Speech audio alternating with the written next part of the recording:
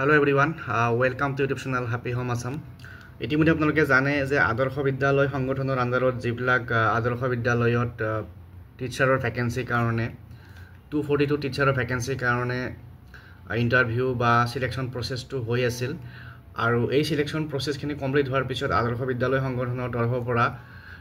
ৰিজাল্টটো দিয়া হৈছে অৰ্থাৎ 242 জন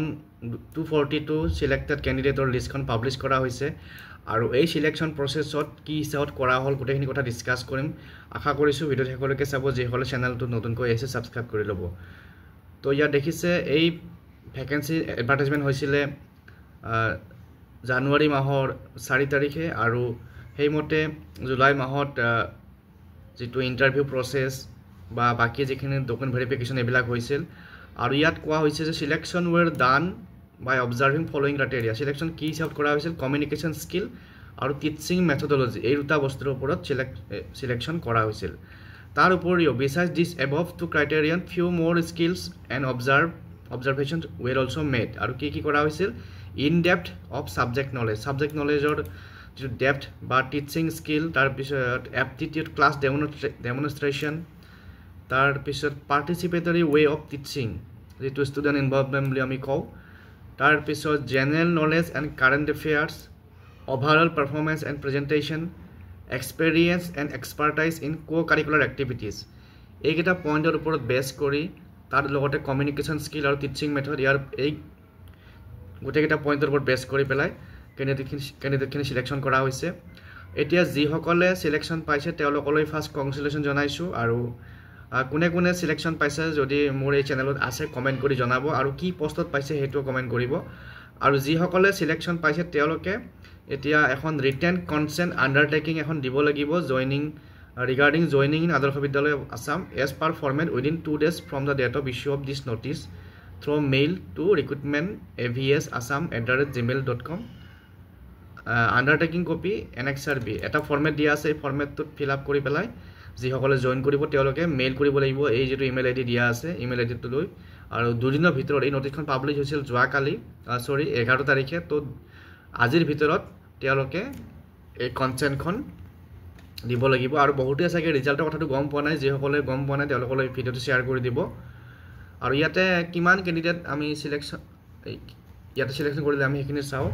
প্ৰথমতে এসিস্ট্যান্ট টিচাৰৰ আৰ্টছৰ ৰিজাল্টটো আছে আৰু ইয়াতে টোটাল কিমান ক্যান্ডিডেট আছে আমি চাম কাৰ ইয়াত নাম আছে কমেন্ট কৰি জনাব তো ইয়াতে এসিস্ট্যান্ট টিচাৰ আৰ্টছৰ আছে 49 ক্যান্ডিডেট সিলেক্টেড তাৰ পিছত এসিস্ট্যান্ট টিচাৰ সায়েন্সত কিমান আছে চাও এসিস্ট্যান্ট টিচাৰ সায়েন্সত আছে 50 ক্যান্ডিডেট 50 জন আৰু গ্ৰেজুৱেট টিচাৰ আৰ্টছত আছে total গ্ৰেজুৱেট টিচাৰ আৰ্টছত আছে ইয়াতে নামবিলাক চাই যাব আপোনালোকে কাৰ কাৰণে কোনবা চিনাকি মানুহৰ নাম থাকিব পাৰে 47 আছে গ্ৰেজুৱেট টিচাৰ আৰ্টছৰ ক্যান্ডিডেট সিলেক্টেড আৰু গ্ৰেজুৱেট টিচাৰ